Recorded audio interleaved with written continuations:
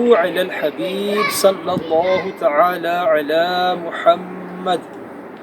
Today's spiritual cure, relief from a dry cough.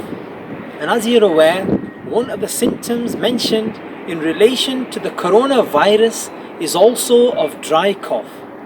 He who recites Surah Al-Fatiha 3 times with Bismillahir Rahmanir Rahim each time, with Salat ala Nabi sallallahu ta'ala alayhi wasallam 3 times at the beginning and 3 times at the end, and performs them upon the patient, he will not only be relieved from the dry cough but also of cold and flu.